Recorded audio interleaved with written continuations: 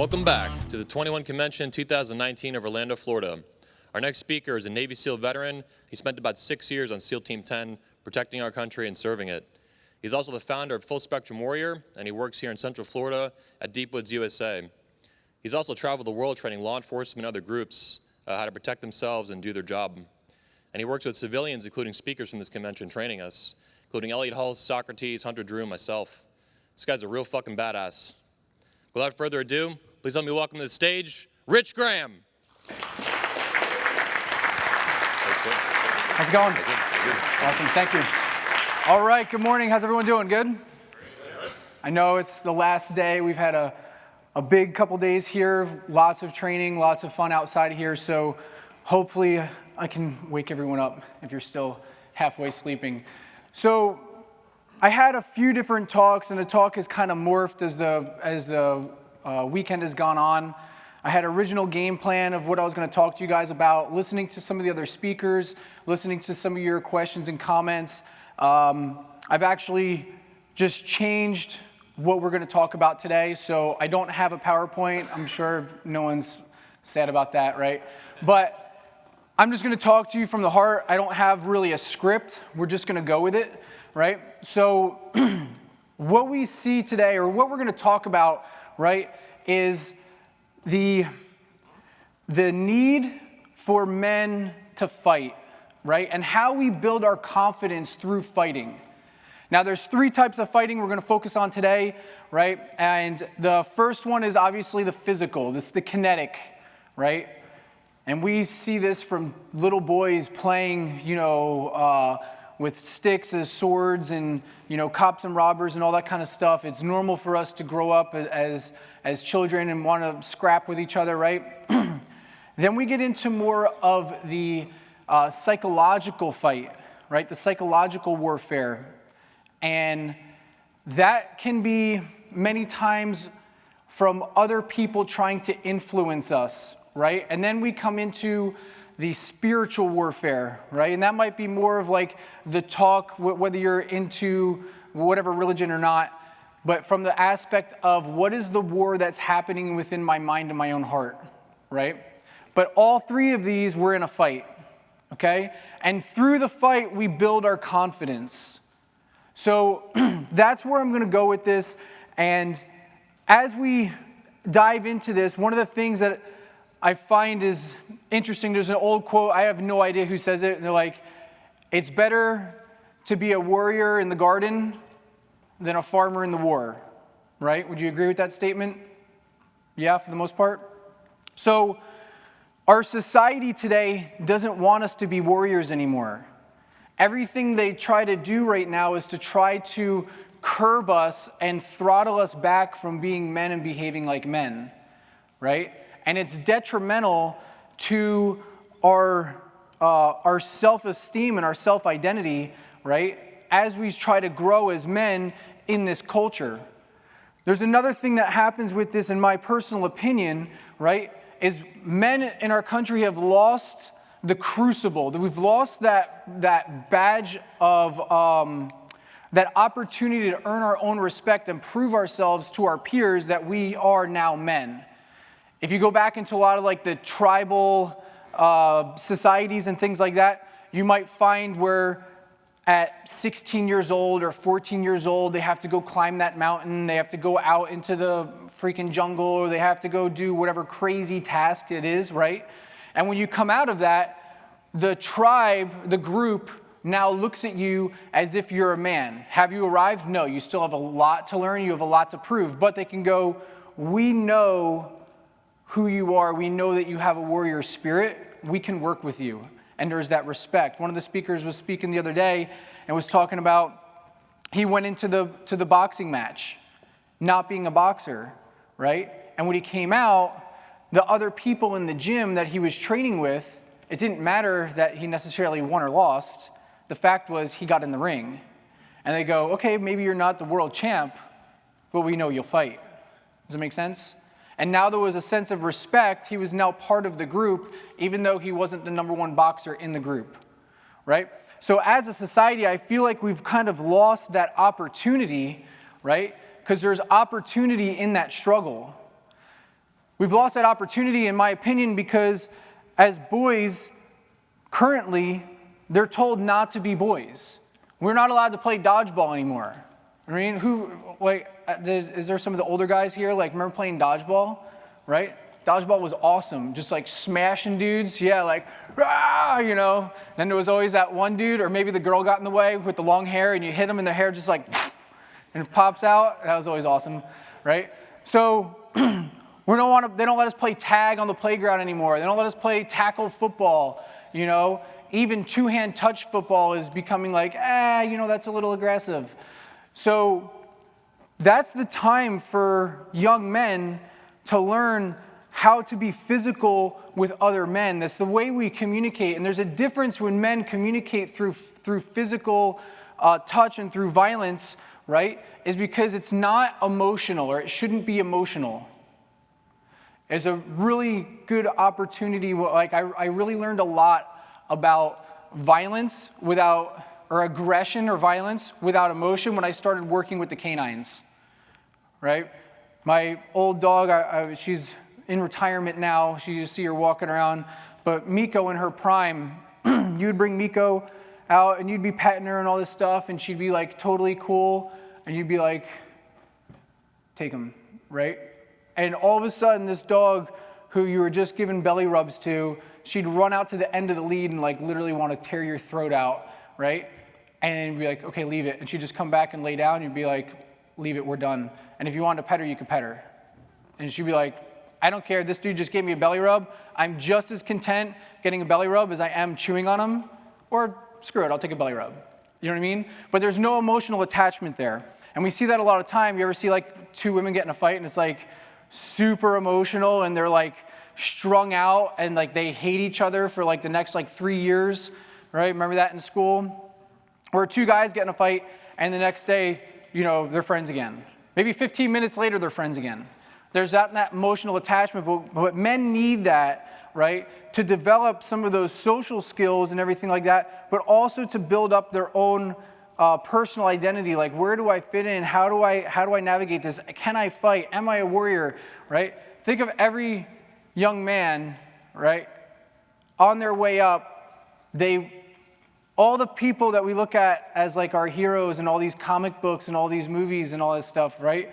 They're all, essentially warriors. Some of the characters are getting more and more feminine as they move forward, but you get the understanding of the old comics, the big gladiator-looking dudes.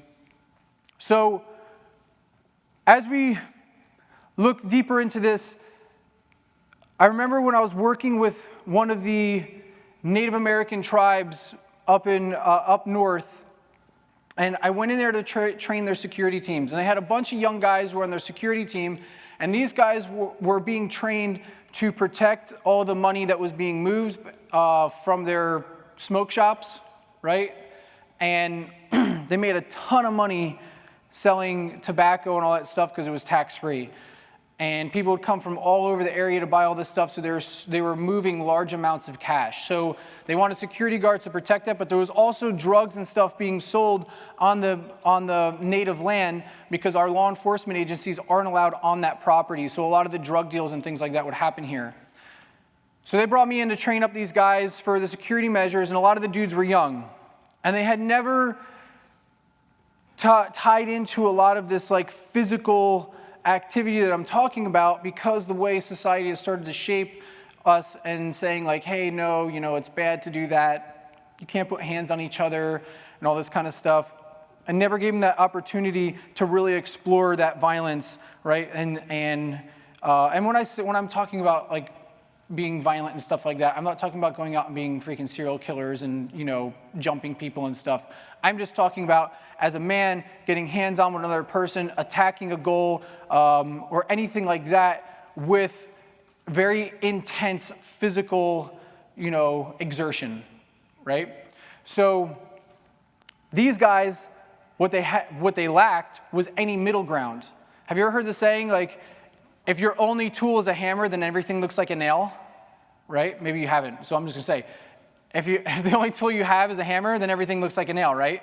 So here we have these young men who I'm trying to train, and they've never done anything hands-on.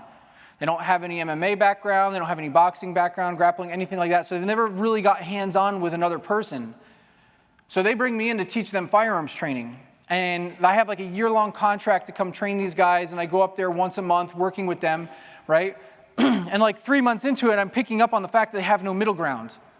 And I'm like, dude, we need to start training some combatives, and we need to start doing some hands-on stuff. They're like, well, we wanted you to come train us on firearms. I'm like, yeah, I get that's what you wanted, but this is what you need. Because if all I train you is in firearms and you have no middle ground, what's the one thing you're going to go to when something bad happens? The firearm, right? So most of these people that you're dealing with on the nation, right, on your property, on your land, most of these people are cousins, relatives, all this kind of stuff. So your go-to option is to shoot people that are like your relatives. Like you're going to get dragged out of your house, in the middle of the night. You're going to get your ass kicked if you're lucky. You know what I mean? Like that's not going to fly. You need to have that space to where you can throttle, right, your response as it's needed based on the situation. If you only have one place to go, then you overcommit or you overreact to that situation, right? So I feel like the same thing's kind of happening here with these school shootings and bullying and all this kind of stuff, because we've never given the kids the opportunity to get physical with each other, to explore this area of their life, right, as their growth process, right? These kids who get bullied and picked on, they have no idea what to do. So what do? They go like level 10 and they come in and, in some cases they wind up shooting up schools or something like that, right? There's a lot of other contributing factors, but just on this specific topic, that is one of the factors, in my opinion, that leads to this, is because we haven't nurtured men through a level of violence to be able to be comfortable in that arena or in that environment, okay? So going into the SEAL training, is everyone familiar with the SEAL teams are? I know you said I was introduced as a SEAL. So for some of you guys who've come here from other countries and stuff, the SEALs are basically a special forces group that we have within our military, specifically the Navy, right? And within that, the training program for this is extremely hard. It's been argued that it's probably one of the hardest military trainings in the world. So to go through this training, there's a lot of people who try and a lot of people who get weeded out. And that's why a lot of times when I meet people, they're like, man, I thought you were going to be a lot bigger, But it is what it is. I'm small, but I'm okay with it. So the training, I remember going into there and growing up, being 10 years younger than my brothers, right, and being small, I was always the rag doll. You know what I mean? And I lost most of my fights with my brothers. There was a couple that I won, right? There was one time where my brother made the mistake of he was picking on me, then he fell asleep. I don't remember this. He tells me this story. So he's sleeping on the couch downstairs. And apparently when I was like 5 years old, he's sleeping, and all of a sudden he just goes boom, and he like sees stars, and he falls off the couch, and he has like no idea what's happening. His head is like fucking pounding, and he rolls over and he sees my little legs going do do do do do do up the staircase, and he looks over and there's a golf club. Apparently, when he fell asleep, right, I got a golf club. I'm not recommending you guys do this, by the way, right? I'm not edifying this, saying this is a good thing, right? But apparently, I came in and my mom had just pulled in the driveway, right? I didn't even know I realized I had these tactical skills back then, but apparently I did at 5. So my mom comes in the driveway and I'm like, all right, I'm gonna show Tony. So I get this golf club and I come down, he's sleeping. I hear my mom coming in the house. I whack him in the head with the golf club. I run up the staircase and I come crying to my mom and I grab her leg, and then my brother comes running up the staircase to kick my ass, and he comes around the corner, my mom's there, and he's like, yelling that he's gonna come kick my ass, and my mom's like, get away from him, leave him alone. And I'm just like holding onto my mom's leg, like screaming like, Mom! And then I'm looking between her legs, like, and my brother like, ha ha ha, That was like the one time I ever won. So, but growing up in that environment, right, I started to learn a lot about myself coming into high school. My brother Gene, who's like 8 years older than me, he's like, dude, you're way too small. He's like, you're gonna get your ass kicked in high school. You need to learn how to fight. And I'm like, yeah, I've been getting my ass kicked my entire life. Like, He's like, no. He's like, you got to learn how to freaking fight, man. I'm going to put you in the fight club. And I'm like, fight club? What the hell's fight club? He's like, I heard about this place in this dude's basement, right? So here I am, like 14 years old, like 135 pounds. My brother's dragging me into this place. He's like, we got to get you started before you go to high school because everyone's just going to kick your ass. You're going to be everyone's little bitch, right? So he brings me downstairs into this dude's basement. What it turned out to be was Thai boxing, but no one knew what the hell Thai boxing was yet because, the UFC wasn't popular. It was just getting started. It was like K1 or whatever it was back then, and it was just rolling out. So in New Jersey, at the time, Thai boxing, like full contact kickboxing, was illegal still. So this dude's running the stuff in his basement. And here I am at 14 years old, and I'm training with all these guys who are in their like mid-20s and 30s, who are 180 pounds to like 260 pounds, like men.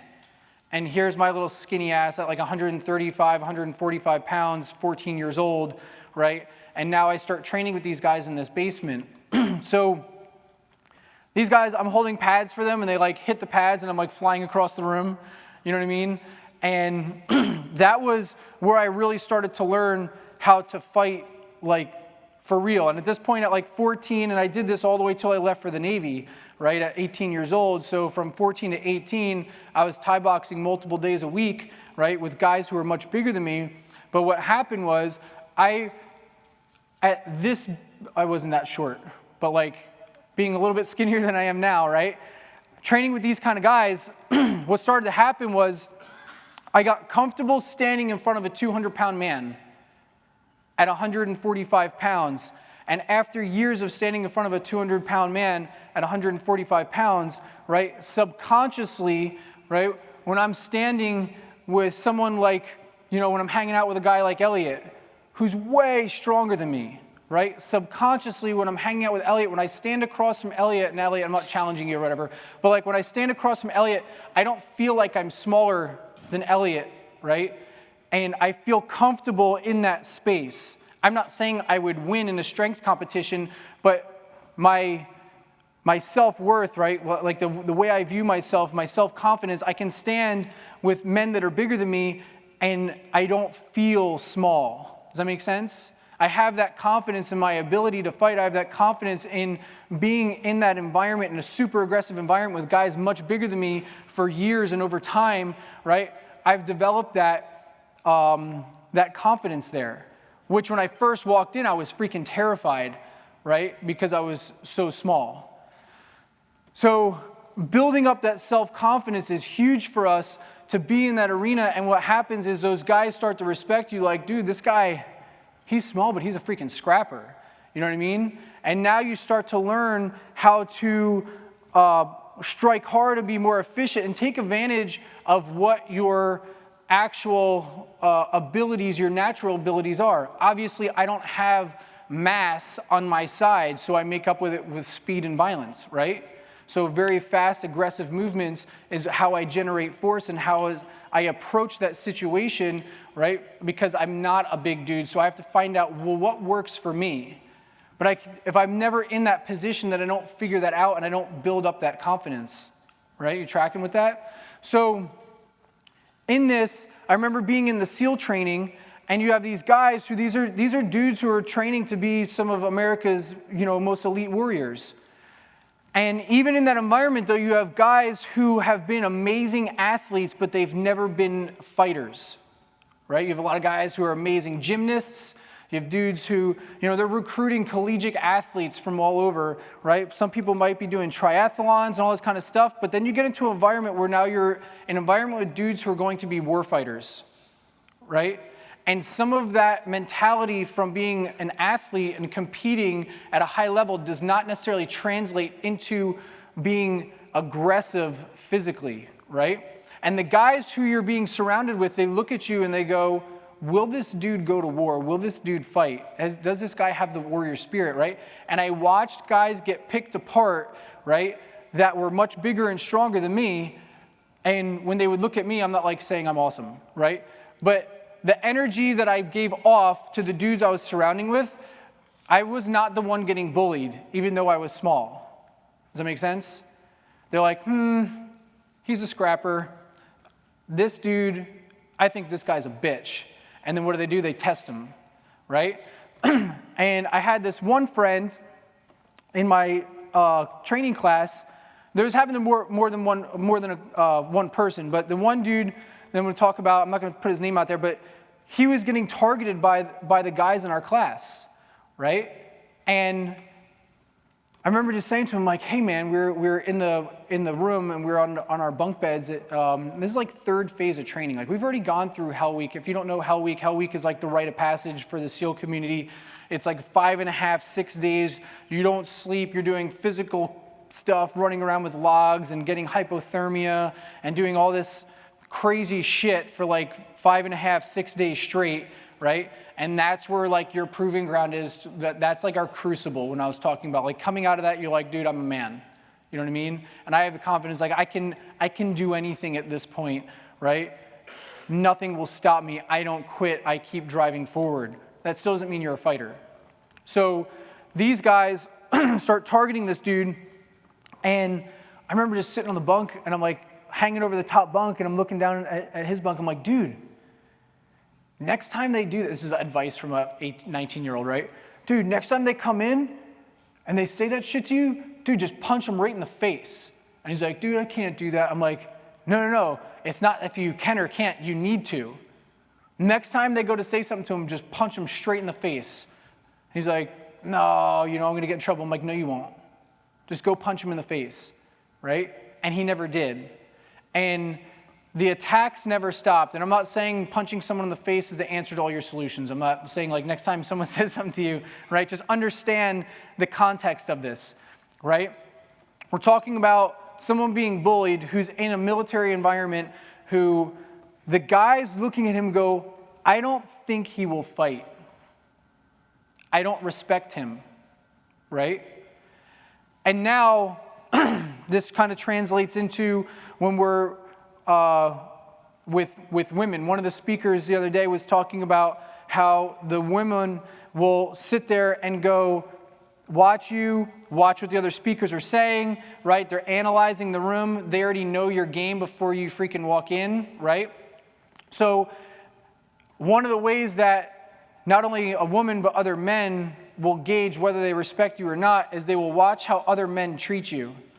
So if you're in an environment where other men don't respect you, that woman watches those other guys and how they communicate with you, whether it's body language, the things they say, whatever, and they'll be like, this dude's a fake, because if those guys don't respect him, why should I respect him? There's something that they know that I haven't found out yet, but I can see it in the way that communication's going back and forth. So one of the ways that you can get respect from a woman is by having the respect from the guys, and you don't have to like try to prove anything or convince this lady that you're awesome or whatever. She can watch you interact with other men, and she'll go, these other guys who are, warrior-minded, they respect that guy. I think I can respect that guy too. Or at least it gives you a better odds of gaining respect. Does that make sense? So in this, fast forward, this dude keeps getting bullied. He gets to the SEAL team. He makes it through the training, gets to the SEAL team, and this stuff still follows him to the team. Same stuff happens, different group of guys, same thing happens, right? It follows him and it keeps happening because he won't stand up for himself.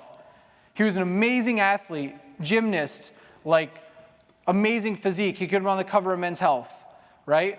But he never had the opportunity really growing up to get hands-on and physical with people, right? So he didn't know how, in that regards, how to defend himself other than words, and words only go so far when you're dealing with a warrior culture. Does that make sense? So fast forward to now, years later, I'm coaching people to get ready to go into training. One of the guys who I've been coaching now is out going through SEAL training, and I'm out now and I'm, training, the civilian population, training law enforcement, all this stuff. I get this guy ready or assist him in getting ready to go through the SEAL training. He gets out there, he starts running into the same problem. Dude's an amazing athlete, freaking jacked, and he gets out there, he was homeschooled, soft-spoken, right? And these guys start going, there's something off here in the way this guy communicates possibly just his normal demeanor, possibly not having that social interaction from being homeschooled and not really getting, hands-on and all that stuff, came from a good Christian family, right? And I'm not downplaying that or anything like that. But what happens is these guys start putting little jabs at him, and he keeps brushing it off, and he doesn't address it till it gets to the point where it's now a real issue. So he calls me up, he's like, dude, Rich, like, this is what I'm running into. I just thought it was gonna be different. Like, these guys, like, I'm doing all the physical stuff. Like, my run times are good, my swims are good, I put out, I'm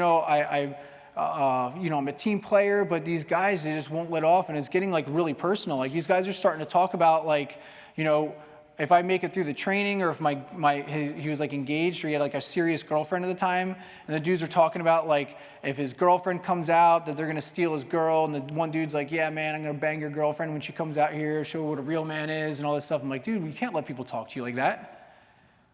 And then I went back to 19-year-old Rich, and I'm like, I have advice for you, right? So I'm like, hey, dude, check it out. This is what you need to do. Next time he says that to you, right? Just punch him right in the face. In fact, don't even let him finish his sentence.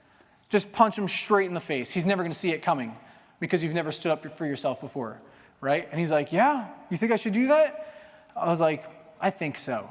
He's like, I don't want to get in trouble. I'm like, do you think the instructors are going to get mad at you when he says that this guy says he's going to steal your girl and sleep with her when she comes out? Like, if he's saying that kind of stuff to you, you think the instructors are going to side with him when you say that's bullshit and you punch him in the face? I don't think they will. You know what I mean? I don't think they're going to get mad at you. They might make you do push-ups or something, but I don't think you'll get kicked out of training for that. You know what I mean? That doesn't seem fair to me. And he's like, all right. So literally, this is like that night. Literally the next morning, I get a text message, dude, can you talk? And I'm like, yeah, man. I call him. He's like, hey, I think I might be in trouble. I'm like, what happened? He's like, so that guy I was telling you about, he started saying something about my girlfriend again, and I took your advice. And he's like, before he finished his sentence, I punched him right in the face. I think I broke his nose. I was like, oh, wow, that was really quick. I wasn't really expecting that phone call to come already. I'm like, shit, I hope this is good advice, So I'm like, all right, well, what happened? He's like, everyone just stood there in shock and no one knew what to do. And I'm like, yeah, sweet. He's like, but then the instructors came over and they like split us up or whatever, right? And the thing was like, more to my advice when I told him that, I was like, you should just punch him in the face. And then I suggest punching his best friends in the face too, right? So he didn't do that part, but I was like, this is what you really need to do, right? Don't stop with just him because his friends might try to defend him, right? But this is the thing. He's doing it to impress his friends. So if you punch his friends in the face, then they're not going to be the ones to instigate it and antagonize, right? And if it's just him, he probably won't do it by himself because he has no crowd to get, he's taking the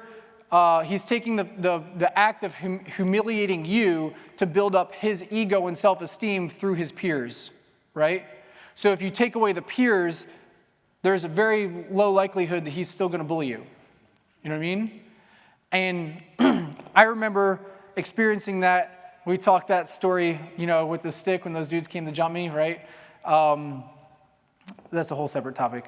But we had like 17 kids who came to jump me one time, and it just happened to be I was sitting out in front of my house, and I had one of those Cali, like those stick fighting sticks, right? And I was like doing the shin conditioning, right? And it just happened to be, thank God, I had that in my hand when these kids showed up. So like these 17 kids came, and it was the same kind of concept. The one dude who came running up, who was like the ringleader of these dudes, he came running up to me, and I'm like, dude, I'm not playing this game. And long story short, I whacked the kid across the head with the stick, and then all his other friends, like 2 of them tried to grab me, and I hit the other 2 kids with that stick fighting stick, and then the other like 14 kids all became like really apprehensive, and then no one wanted to fight anymore, right? And then I got in trouble. But, so don't do that. But the point of the fact is, when my buddy did this, right, and I don't give this advice to like, hey, if you're in the mall and someone says something to you, to walk up and punch them in the face. This is a very specific environment, right? And in this environment, though, the point here is that dude who is bullying my friend, right? When he punched him, everyone was like, whoa, right? We didn't see that coming, and no one knew what to do. And then when he moved at the other guys, they all backed up like, dude, I don't want to get punched in the face, right? So when he called me the next day, he's like, dude, I might be in trouble. What should I do now? I'm like, all right, here's what you do. The next time they go to say something to you, punch them in the face again. But more importantly, punch their friends too. You got to make sure you punch their friends. And he's like, really? I was like, dude, I'm just telling you, right?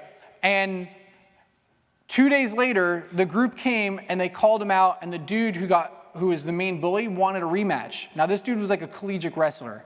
So he basically calls him out when my buddy's in the break room watching TV, having a coffee, and they come in and shut the doors and they basically circle him up, and the dude wants a rematch because he thinks he got sucker punched, which maybe he did, but he's the bully, so I don't really think it counts. So they then proceed to make my friend fight this dude in basically an all-out brawl minus punching each other in the face because they're going to be ethical about it, right? Again, aggression without emotion. This dude's got a safe face. Now what happens is they get in this wrestling match, and my friend, obviously wrestling, a collegiate wrestler, doesn't win. But at this point, it doesn't matter. It was never about winning the fight. Just like we were talking about the gentleman who stepped into the ring and did the boxing match. It wasn't about whether my buddy won the fight or not. It was, are you willing to fight and are you willing to stand up for yourself? Okay? So after this, all the bullshit stopped. Right? They're like, yeah, that's right. You mess with me, right? And he's like, okay. And the next day, it's just like, okay, you can say something about my girlfriend if you want. How many times would you like to get punched in the face before you find someone else to run your mouth to? Right? So all that stopped. And that's what I was trying to translate to my other friend when we were there at 19 years old going through the training. I was like, dude, I've seen this before. Sometimes you just got to hit a dude in the head with a golf club. No, I'm just kidding. Don't do that, right? Tons of bad advice this morning. But that warrior spirit, people need to know that you're willing to fight, and you have to be comfortable in the fact that you will stick up for yourself, okay? Now, if you take this and go, well, how do I actually use this, Rich? Because I'm not going to walk around the mall and go punch people in the face. I'm going to get sued. I'm going to go to jail. That's not what I'm recommending. I'm talking about the mentality. I'm talking about understanding your self-worth and defending yourself against people who are trying to tear you down, right? So just by the sheer fact of going to something like a mixed martial arts gym, getting in and working with people, whether you're doing jiu-jitsu or Thai boxing or anything like that, where you can actually start getting hands-on with other people, release stress through, violent movement, right? Aggressive movement, right? Like powerlifting is aggressive movement. That's a violent movement, right? That's why I love some of these. If you follow some more fitness stuff, I love some of this stuff like the supplest ball, because you just take this thing. You guys probably have no idea what the hell I'm talking about. It's a piece of exercise equipment. You just slam it, right? And it feels so good just to smash this thing. You know what I mean? Or guys using a sledgehammer and smashing the tire, or you have an axe and you're splitting wood. There's just something very stress relieving about doing those, but through that, you feel more confident at the end than just doing static lifting, right? All of my fitness routines growing up, because I very quickly realized I wasn't going to be big, everything was geared toward, does this put me in a better position to smash someone or not? Does this make me a better fight or not? If this doesn't make me a better fighter, what's the point of doing it? My body will be sculpted the way it is based on my ability to fight, right? If my one muscle group is more developed than another, so be it. I don't care about my actual physique. I want results. And the results that I want is when I stand in front of another man and we go hand to hand, or multiple men, that I can fight better, right? And I will have confidence from that. I don't have confidence from looking in the mirror. In fact, the gym at my house, right, out at our ranch, there is no mirrors in my gym. Because it's not about what we look like, it's about being effective. Does that make sense? So, as we look at this, We want to be able to put ourselves in one of those positions, like one of these gyms where we start to build that confidence, right? Because we want to know that we have that ability to defend ourselves. When we talk about providing and protecting is one of those crucial things that, makes a man, subconsciously, right? At our DNA level, right? We're providers and protectors. Protecting is a big part of it, okay? When we go into this as far as the psychological side and the spiritual side, we have to understand that this is also a fight, okay? Well, let me rewind real quick and grab a sip of water real quick. But by going to these gyms and things like that, we can start to develop ourselves. One thing I wanted to point out on that. You take a lot of kids who have no direction, and they've been in a lot of bad situations, and maybe they got their ass kicked or abused or whatever as children, kind of like the situation that I was in. And what happens is you have all this energy that has no direction. Most of the most violent people you know, right, or will come across are the most insecure people you know. The more confident you get in your ability, it's an interesting dynamic. The less violent, right, or I shouldn't say the word violent, the less emotional your violence is. If you take a kid and you put him into back in the day, it was like karate classes, now it's like MMA classes. If you put the kid in the MMA class, or if you yourself, the better you become at fighting and the more time you spend in front of another man, battling it out, fighting and earning each other's respect, and at the end of it, right, whether you win or lost, you sit up and you just shake hands, you're like, dude, that was a good fucking fight. Maybe you got blood on your lip, you're like, you got me good on that one. You know what I mean? I remember I've been Thai boxing with dudes and got kneed in the face and my front tooth was sideways and we had to pop it back in. I couldn't shut my mouth because my tooth was sideways. I probably should have been wearing a mouthpiece, right? And went to the dentist and I couldn't shut my mouth and they popped it back, had to grind my tooth so my jaw would fit right, so my teeth weren't hitting. And you look at your buddy like, dude, that was a good shot. You really snuck that one in on me. You know what I mean? But you start becoming comfortable in that you can have those conversations. There's not all this emotion attached to it, right? Those people who run their mouth and are very quick to get triggered or very quick to have these big blowouts, a lot of that's coming out of insecurity. Someone who's confident doesn't get easily triggered, right? The more confident you become, the more time you spend in that environment, the less likely you are to have to feel the need to prove yourself because you just know that you have the capability there, right? So in this, you build your own confidence, your own self-worth, and it puts you in a position of stability, right? People look to leaders for stability. People don't look to leaders that are freaking out and are constantly in this damage control, freak out emotional response every time something doesn't go their way, right? People want to follow stable, consistent leaders. One aspect of it, just because we're talking about the physical side, is we have to have people who are calm and collected under stress. The only way you do that is by putting yourself in stressful situations and learning how to mitigate that and becoming comfortable in that environment and becoming productive in that environment and not having emotional responses, right? I talk about it that we want to be warriors, not worriers, right? We want to be proactive, not reactive, okay? Now, as far as the spiritual side and the psychological side,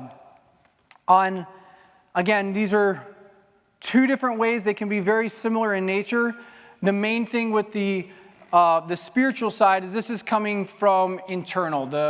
The psychological side can very easily be internal also, but a lot of times that might be someone else trying to manipulate you and attack you in that kind of way. So let's talk about a hybrid of these, right? So in the SEAL training, one of the things that they do is they put you in cold water for really long amounts of time, right? And they put you in there so you get hypothermia. And once you get hypothermia, they pull you out. They put a space blanket on you, get your temperature back up to where your organs aren't going to shut down. And what do? They throw you back in the cold water. A lot of the people who you talk to say, yeah, man, I wanted to be a SEAL. Oh, I wanted to do that, but cold water stuff's just not for me. And I watched a lot of people leave and quit because of the cold water. And I always found this to be a very interesting thing because of all the different challenges they had us do, carry logs, run with the boats on our head. I remember this one time, this really sucked, right? We got in trouble and they had us jump in the ocean, right? They had us take our wetsuits off. We were getting ready to do a swim. We got in trouble. They had us take our wetsuits off. We jumped in the ocean. They had us come out wet, roll around in the sand like a shake and bake sugar cookie, right? Put our wetsuits back on, covered in sand, and then they took us for like a 7-mile run, and everyone was just completely chafed. Like, that was very, very painful, right? But the cold water, all you have to do is just sit there, neck deep, and just sit there, and just enjoy being miserable. That's it. And most people quit. They can't just sit there and freeze. Let's think about that. Only thing that you have going on is the battle in your mind at that point. It's very, very low physically exertion. You know, like you just sit there and just be miserable. And that comes into the warrior mentality of the battle is against my mind. Right? I recommend for people who are trying to train to go into the military or they have things going on in their life and they have certain issues and they're looking to the wrong things to find that, you know, emotional release or guidance or whatever. And I'll tell people all the time, like, hey, dude, you should go for a run. And they're like, oh, I hate running. I'm like, yeah, that's why you should go for a run. You know what I mean?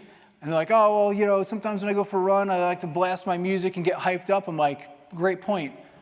Don't bring your headphones. Leave your phone in your headphones. And they're like, but I need that music. I'm like, that's why I'm saying leave your phone in your headphones. Leave it. Go run, listen to your breath, and listen to all the stuff that's rattling in your mind. Take it under consideration. What are the thoughts that are coming into your mind? Why are you thinking those? We need that time to reflect in our thoughts. We need that time to build ourselves, okay? Running is hard, but the most hard part about running is the mental aspect of going, this is stupid, I just want to stop, I feel uncomfortable, my lungs hurt, my heart's pounding, right? You're saying all this stuff, my feet hurt, my shins hurt, this is stupid, I'm not going to run from people, right? I remember talking with the guys and their attitude going through the SEAL training was like, I'm going to fight guys, I'm never going to run away. And I'm like, my attitude was, I'm not running from anyone, I'm chasing people. I'm chasing motherfuckers down. You're talking about running away, you see this as running away, I see this as chasing someone down. I'm running in the group and I see the dude in front of me and I'm like, I watch his back and I'm like, I'm coming for you, right? And I run and then I get to him and I'm like, got you. And I look at the next dude. It's a different mentality. I'm fighting my way through the run. That is a battle no different than the battle if I'm on the mat with another man. But that battle is with my mind, right? Because everything in my mind is telling me, hey, dude, this is stupid, we should just stop, okay? It's very important for us to have these, because what happens when I don't stop, I then build my own self-worth. So the other day, my buddy Mike's here in the front, he works with us. The other day, we've been running on this isn't for a pity party, but we've been running on 3 to 4 hours of sleep on average for the last month and a half straight because our work schedule has been so crazy, right? And the other day, I said to Mike, I really didn't feel like going for a run, so this is what I did. I said to Mike, I was like, hey dude, yeah man, I'm gonna get up early tomorrow at 5:30 before the clients get here, I'm gonna go for a run. He's like, yeah? I was like, yeah, I'm gonna do that, right? And not that this is a big deal, but this is one of the things I'm saying for you guys, just as something to help you, something you can do. By me saying that, right, to Mike, now what happens is I've now made an obligation for myself, but I've verbalized that obligation. I said it to myself, I'm gonna do this, but if I don't do it, right, no one knows. And I can just lie to everyone, right? I wake up in the morning and I see the clients come in, and the clients don't know that I had said to myself, I'm gonna go run in the morning, right? But now what I do is I verbalize it to Mike and go, hey dude, I'm gonna run tomorrow. And he's like, yeah? And I'm like, fuck, why'd I tell Mike that? That's what I'm thinking in my head, like, damn it, But I did it on purpose. So what happens is, in that morning, if I don't run, Mike's gonna go, hey dude, you run this morning? Oh dude, I just hit snooze, I was so tired from the other day, right? Would he judge me on it? I don't know. But what happens is Mike's gonna go, well, Rich said he was gonna do it and he didn't. Did I earn respect or lose respect? Even if it's just a little bit.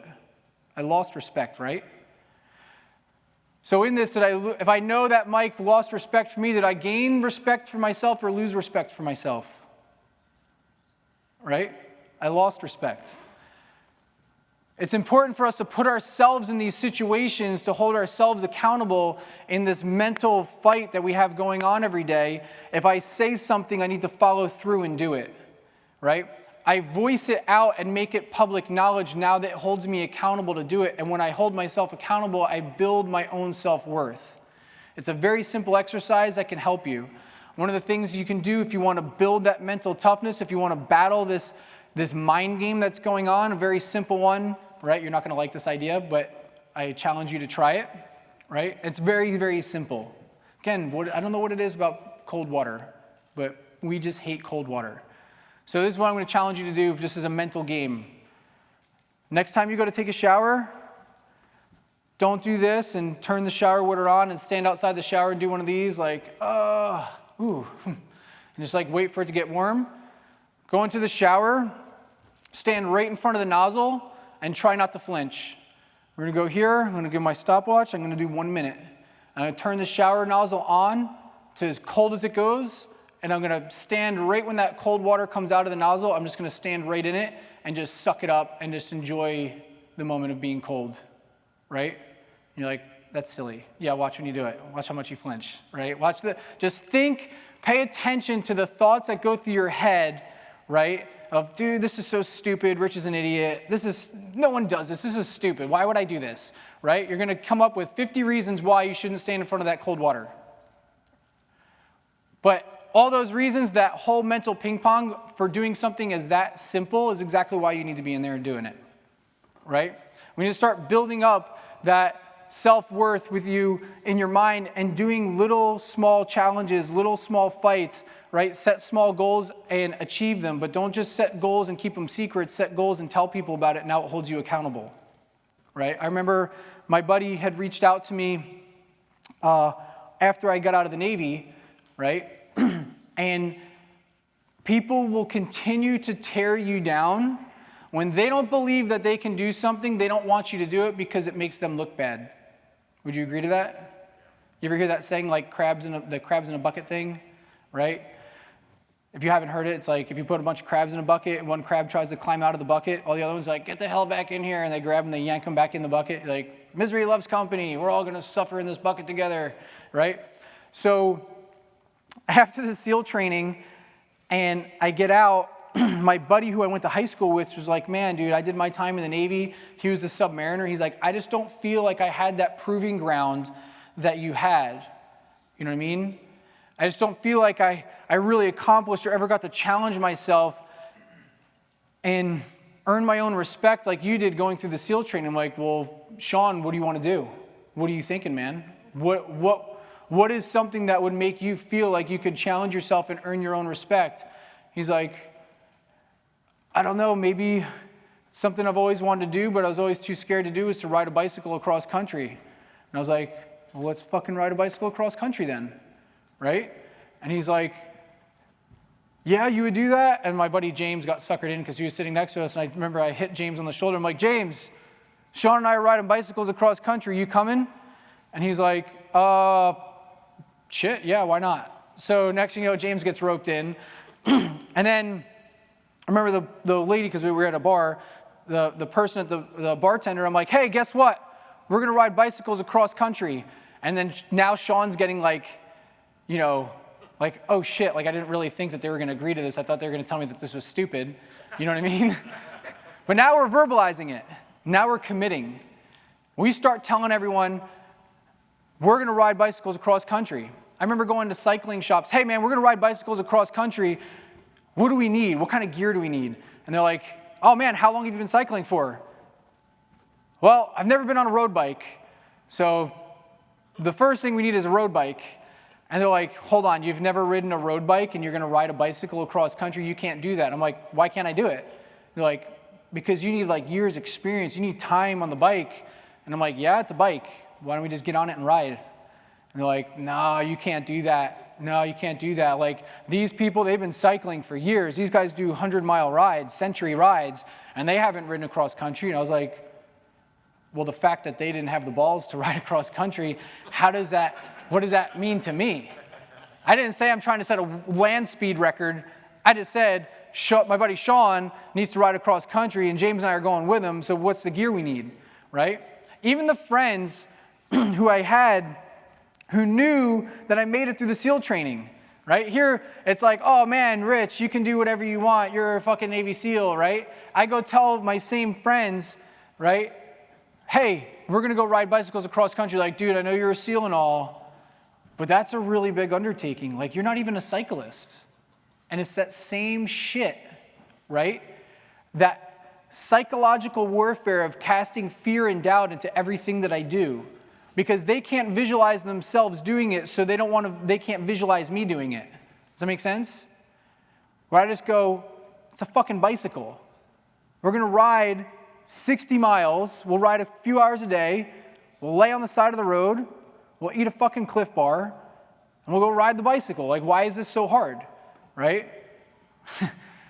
Then we get to San Diego, so we went from San Diego to Virginia Beach, and like most of my ideas, that I very soon go, why the hell did I come up with this? Or like, how did I get us into this? Why did I agree to this, right? You start playing that psychological warfare on yourself again, because we start in San Diego and ride to Virginia Beach. So it's like roughly 3,000 miles. And the first 3 days is riding from sea level up through the mountains in California, coming over that huge mountain range, right? To then drop back down into like Arizona and out into the desert, right? So I remember we rode like the first like 35 miles. We rode all day the first day in like the highest gear, and your legs are just going like this, and you're going like 2 miles an hour up the hill. You know what I mean? And we rode all day and made it like 30 miles, 35 miles. And we were just looking at each other like, dude, what the fuck did we get ourselves into? We're not cyclists. Why are we doing this? You know what I mean? But at this point, we told so many damn people that we were riding bicycles across the fucking country, and we're already out there, so we're doing it, right? And we did it. And it was an awesome experience. And every day that we didn't quit and we were still on the bike, we earned our own self-respect. And we felt strong about ourselves, but every day was a fight, right?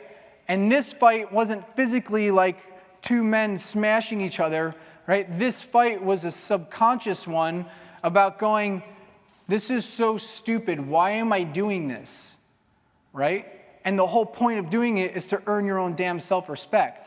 That's what Sean needed, and that's what we were there for, right? And James and I were earning our own self-respect alongside of Sean as we helped Sean, do this endeavor, right? And it wound up being like one of the greatest experiences of our lives, getting to see the country at 15 miles an hour. Our asses really hurt from those fucking seats, right? And our necks and elbows, like, it was painful, but it was extremely rewarding at the same time. Now, we have people in our lives that will attack us, right, and do this psychological warfare on us. And sometimes we're talking about, many times in this conference, we're talking about women and the psychological warfare of those relationships and all that stuff and being manipulated and other things of that nature. I'm not going to go so deep into that because the other speakers have spoke into that, and there's many great books in the back that can touch on that in way more depth than I ever could, right? But we have to realize that we're constantly training people how they should treat us. By us not responding and allowing people to get away with treating us a certain way, we are training them what we find acceptable on how we allow ourselves to be treated, right? But how we're allowing people to treat us is a direct reflection of our own self-worth. And if we don't feel confident and we don't have self-respect for ourselves, no one else is going to have it for us. We need to respect ourselves first if we want other people to respect us. Does that make sense? On a spiritual level, right? One of the things we have to be careful of is this. I believe it was Elliot was talking about the angel and the devil on your shoulders or whatever, and that internal conflict. So a lot of times the spiritual warfare comes down to where we're talking about psychological is, can I do this? Fear and doubt, self-doubt, self-worth, all this kind of stuff, manipulation, where the spiritual warfare a lot of times comes into moral judgment calls, right? Is this right? Should I be doing this or should I not be doing this? And there's a pattern to this that once we start to recognize, so with the spiritual warfare, this is important. In the military aspect of this, when we're teaching our active shooter response training, one of the first things we have to do, right, is to locate the threat. If I can't locate the threat, what the hell am I going to do? I don't know where to run. I don't know where to move to. I don't know how to fight back if I can't locate where the attack is coming from. That is one of the reasons why our special forces community is so freaking effective is because we have what piece of equipment? Anyone? Come on, you guys know this. What's that? Night vision. No one else can see anything, but we have night vision. And you're just walking around, you're like, do, I can see you, but you can't see me. How are you supposed to aim and fight back if you have no idea where we are? Right? So, on a spiritual aspect, if we don't know where the attack is coming from, how can we even have a game plan to fight back? The second thing in our active shooter that we talk about is we have to identify, well, what is the threat? Okay? If someone's trying to attack me with a knife, my response might be different than if they're going to try to shoot me, might be different than if they have a bomb, right? Because each one of those weapons has a different capability, and my response plan, my action plan in response to that method of attack is different based on what the capability is of that weapon system. Does that make sense? So if I don't understand how I'm being attacked or what is the attack, how can I even have a remote chance of fighting back against it if I haven't even identified, well, how am I being attacked in the first place? Right? So I need to identify and I need to locate where the threat is coming from. On a spiritual level, okay, what happens is this. There's a system in place, and once we realize this, we can start to identify it, and we can go, aha, not today, Satan. You know what I mean? Because what's going to happen is, first thing in generally speaking, right? There's other ways it can work, but generally speaking, we get tempted. Hey, man, here's the fruit, right? There's all these trees. We can talk about the garden. Here's this one tree, and here's this fruit. This fruit's really good. You have all that other stuff, but this is the one that you should probably have. They don't want you to have this because if you eat this, you'll be like them. And they don't want you to be like them. And you're like, fuck, man, dude, that sounds like a really good piece of fruit. I kind of want to be godlike. Like, dude, let me just get some of that fruit, you know? Forget all this other fruit over here that's completely good for me to have. I want this one because I'm not allowed to have it, right? Kind of like human nature. But so now I want this fruit. And then it comes in with, dude, you totally deserve that fruit. You deserve that fruit. And you're like, yeah, I kind of do deserve that fruit. I'm pretty cool. Why do they get to have all this other fruit and this one I can't have because they don't want me, you know what I mean? So you start having this little dialogue going on, and then what happens is after the temptation, right, they convince you, right, the devil convinces you that I should act on this. So you get tempted and then you act. In the act is where we have that fall. But for what happens to us is this. I act, and then as soon as I act, then comes the attack. I can't believe you fucking ate that fruit. Dude, you had all that other fruit you could have ate. That was the one you weren't supposed to eat, and you ate the one God said don't eat that one and you ate that. Why would you do that? And you're like, but I thought this was the good idea. Like you had just said to me that this was the good idea. I should have this because, I would be like them. And they're like, dude, I didn't think you were really going to eat the fucking fruit. I was just kind of saying, like, it would be cool if you ate that. You'd kind of be like, God, he doesn't want you to have that one. But if you did, but I didn't think you were really going to eat it. And you're like, now you're sitting there, you're kind of confused. And you're like, but isn't that what you wanted? I thought that's what we agreed on. I thought we were in the trust tree. You know what I mean? Like, and from there, then what happens is that's the assault. That's the attack on you. Then comes in agreement. You go, I can't believe I just ate this fruit. Oh my God, I am a piece of shit. I am such a piece of shit. I can't believe I just ate this fucking fruit, right? And once you agree, then what do? You start to build the lie. Oh, dude, I need to hide this. And someone comes in and be like, hey, dude, what happened to that apple that was on the tree? Oh, I don't know. What apple? I didn't see any apples. Did you see apples? I didn't see any apples. There was no apples on that. I was even hanging out with that. I didn't touch the apple. He's like, I never said you touched the apple. Yeah, no, because there was no apple. And I start lying, right? Because I now feel guilt because I've been shamed, right? And then from the lie, then comes the hook.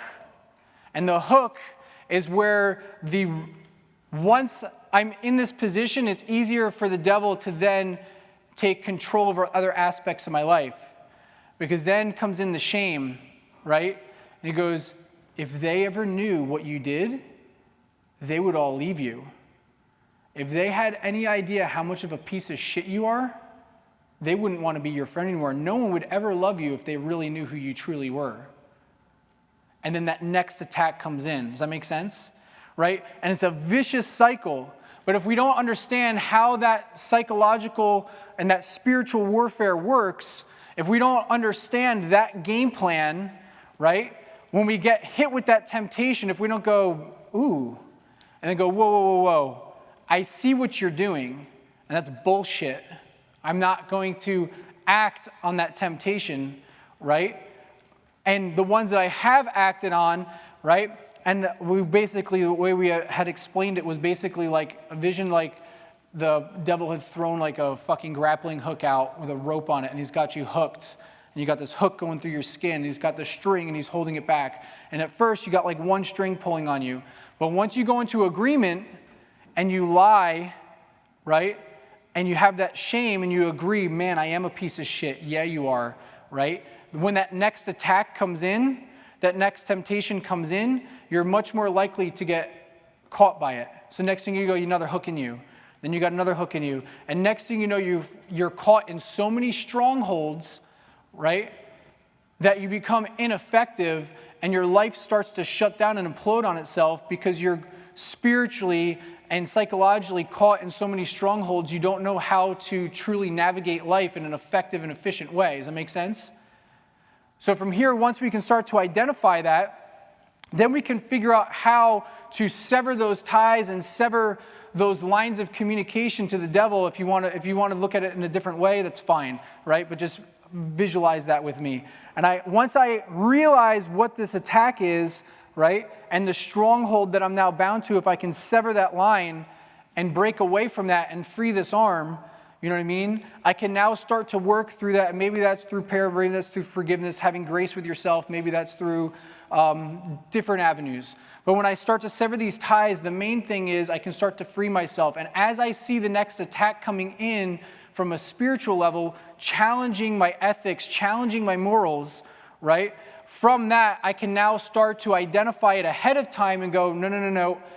And before the hook can ever set, I'm out of the way. And I avoid putting myself into that position. Does that make sense? So again, let's just recap real quick. We talked about the physical, right? We need to be strong physically. We need to be comfortable. We need to build our confidence as men. Don't go out and punch random people in the face. It was a story to showcase standing up for yourself, okay? But I would recommend being part of a martial arts gym or something like that where you can get in there and work with other people and build your confidence in your ability to defend yourself, right? Next thing we were talking about is the psychological, right? Set goals, reach goals, tell other people about your goals, and hold yourself accountable. Have friends hold you accountable. If you need to in the beginning, set small goals. They don't even have to be a big deal. Hey man, I'm going to wake up at 5:30 and go for a run. It doesn't matter how far the run is. It's the fact that you got up at 5:30 before work and did your run, right? You can do little mental challenges like we were talking about with the cold water and things like that. The last one is the spiritual warfare, right? Be aware of things that challenge your morals and your ethics and don't buy into the bullshit, right? Build your self-confidence and your self-worth through these three areas, and you, in return, will gain more respect as a man, and you'll have more respect for yourself. So with that, I've talked for quite a bit of time. We'll open up for, if there's any couple questions, if you guys want, I appreciate that. If there's any questions you want to do real quick, I think we have a few more minutes. If anyone has any questions. Hey, Rich, great speech. Do you have your own criteria on how to tell if a martial arts gym is legit or not? A few things that I look at it for a martial arts gym, right? I look at who are the coaches, okay? And it doesn't always have to be if they're a world champ or not, right? There's a lot of guys from my community who are amazing operators, amazing SEALs and Special Forces guys, but when it comes to them working with the individual to teach them how to shoot or do something like that, right? Maybe the communication isn't the best. There's a lot of martial arts coaches who are amazing fighters, but when it comes to being a coach, right, they get too frustrated or they become very insecure and inclusive with their training program. What I like to look for is a coach that allows me the freedom to not only train at their gym, but also to train at other gyms and train with other people so I can get different experiences, right? Some people guilt and shame you and try to lock you into only being able to train with them, and it's their way or the highway, right? I like to be able to move around, and I'll always come back to that one main gym that I have, that one main coach, but I need to be in front of different types of people to get different experiences. I need to be in front of other types of fighters so I can see different movement patterns and different movement styles.